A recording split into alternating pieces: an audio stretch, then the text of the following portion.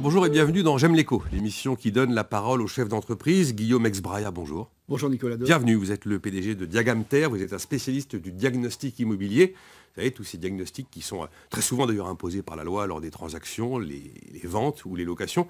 Alors j'ai fait la liste et je vais la donner parce qu'elle est fascinante. Électricité, gaz, amiante, superficie loi carré, surface habitable, termites, plomb, ERP, ça c'est pour état des risques et pollution, état des lieux, état parasitaire sur la dégradation biologique du bois, mérule, fameux champignon, la plaie absolue, et puis le fameux DPE, le diagnostic performance énergétique, qui va vraiment dans une graduation de A à G, nous donner le niveau de consommation d'électricité et d'émissions carbone en fait du logement. Vous avez deux marques, Diagamter, la plus connue, c'est pour l'immobilier, et Aléa Control, qui s'exprime pour les professionnels, le BTP, le génie civil, les infrastructures, entreprise qui a vu le jour en 1997. Vous n'êtes pas des perdreaux, donc vous savez de quoi vous parlez.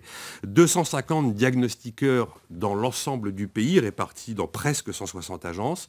Vous avez eu 105 000 clients en 2019, un peu plus de 5 millions d'euros de chiffre d'affaires pour la tête de réseau. Et puis quand on prend l'ensemble du réseau de franchisés, vous êtes à 25 millions d'euros. Quand j'ai préparé l'interview, je vais être franc, je me suis dit, c'est celui qui nous enquiquine quand on veut louer et quand on veut acheter. Ça prend du temps, ça ralentit les procédures, ça coûte de l'argent, au nom du principe de précaution, de la sécurité à tout craint, du zéro risque. Est-ce que j'ai raison de réagir comme je réagis ? Ben vous avez réagi comme réagissez. On se dit chaque fois, encore un diagnostic. Eh bien, je suis heureux que vous posiez cette question-là et je vous propose qu'on aille jusqu'au bout.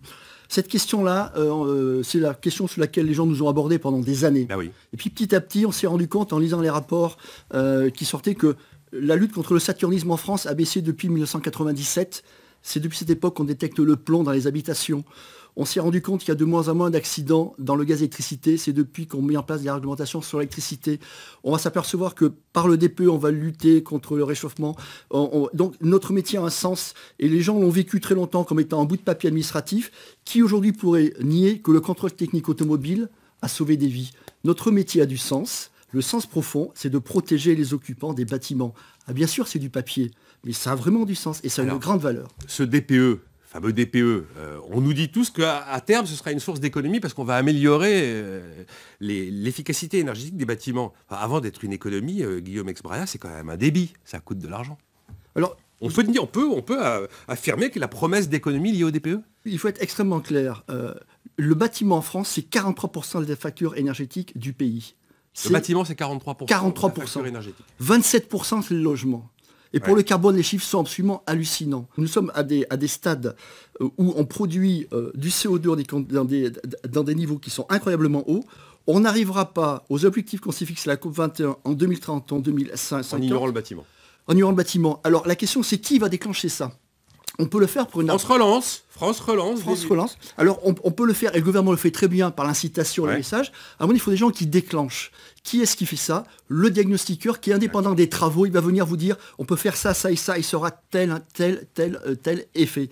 Le diagnostiqueur sera le déclencheur de la rénovation énergétique dans les logements des particuliers. J'entends vos chiffres et ils sont impressionnants. À côté de ça, on a l'impression que si on met des doubles vitrages aux fenêtres et qu'on met de la laine de verre, on sauve la planète.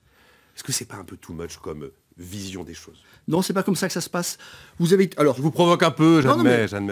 Je vous rassure, ce sont des discussions qu'on a très très fréquemment. Ouais. Le vrai enjeu du DPE, c'est de baisser la consommation énergétique et de réduire le CO2. Si vous approchez ça en disant uniquement je veux changer des fenêtres, etc., vous êtes dans la vente de solutions. C'est ce que font les gens du bâtiment, ils ont raison, c'est leur métier. Notre métier, nous, c'est d'œuvrer pour le bien. Qu'est-ce qu'on fait ? On vient regarder qu'est-ce qui est le plus efficace. Parfois, changer une simple ventilation peut avoir beaucoup plus d'effet que de faire des travaux très très lourds. La vertu du diagnostiqueur, c'est son indépendance. D'accord. Nous, on n'est pas intéressés aux travaux. D'ailleurs, que vous fassiez 20 000 euros de travaux ou 500 euros, pour nous, c'est la même chose.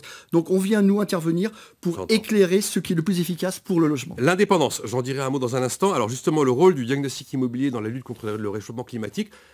Le DPE, comment on peut être certain, en fonction de celui qui va le réaliser, qu'il est fiable, que le résultat est absolument intangible, est-ce qu'il y a une forme de certitude sur le résultat d'un DPE ? Alors, vous allez avoir droit à un scoop. Allez-y. Depuis des années, la presse type UFC Que Choisir, 60 millions, etc., gens qui font des tests et ils ont raison pour venir tester si des DPE sont fiables. C'est vrai qu'à chaque fois, on va trouver des écarts parce que selon que l'on fasse, etc. Ces écarts ne sont pas logiques et peu compréhensibles. Alors nous, on s'est posé la question cette année de se dire est-ce qu'on peut démontrer que le DPE est fiable ? Mon entreprise est complètement digitalisée. J'ai en base 100 000 DPE. Avec ces 100 000 DPE, nous sommes arrivés à reconstituer la consommation d'énergie du pays dans le parc résidentiel à 7% près.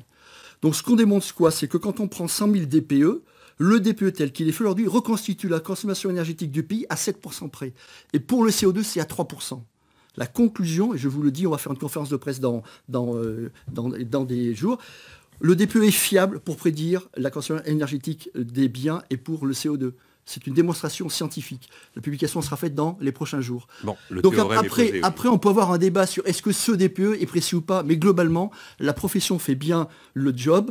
Les logiciels ont progressé, la formation est vraiment très bonne. Je pense qu'il n'y a plus de débat. On peut toujours trouver quelqu'un qui fait mal ça, mais globalement, on va dire que ça relève de l'anecdote. Alors Guillaume Exbraya, vous évoquez le digital dans le diagnostic immobilier. Oui. Quelle place le digital occupe aujourd'hui dans votre activité? Alors, on imagine que c'est de la simplification, de l'efficacité, que c'est des volumes plus importants, plus rapidement traités.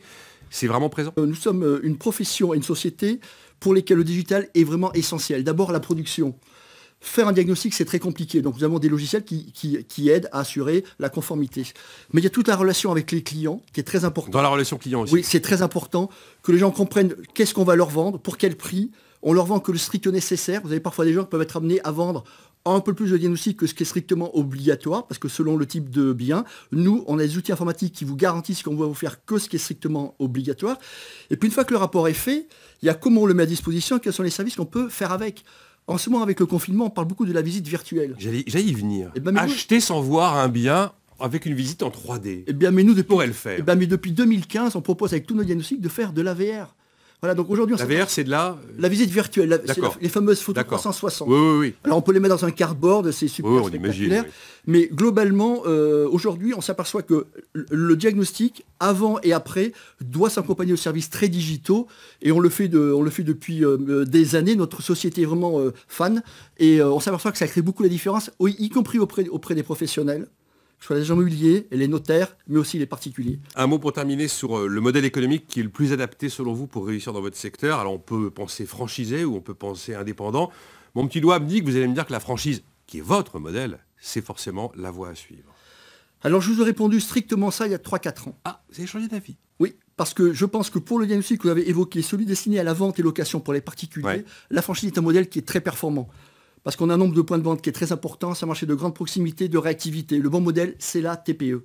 Mais pour les autres, pour la marque Aléa Contrôle... Donc ce qui est destiné au génie civil, au BTP, au bâtiment, il s'aperçoit qu'il faut des structures fortement capitalisées, des secteurs d'intervention beaucoup plus lourds, donc là un développement en propre est plutôt utile. Et on s'aperçoit que ceux qui réussissent sont plutôt des structures intégrées. C'est le grand projet qu'on mènera sur les prochaines années. Alors c'est un aspect auquel on ne pense pas forcément, et je terminerai par là. Vous avez évoqué l'histoire des conflits d'intérêts. C'est vrai que vous existez depuis 1997, on imagine que vous connaissez à peu près tout le monde du BTP, et c'est normal.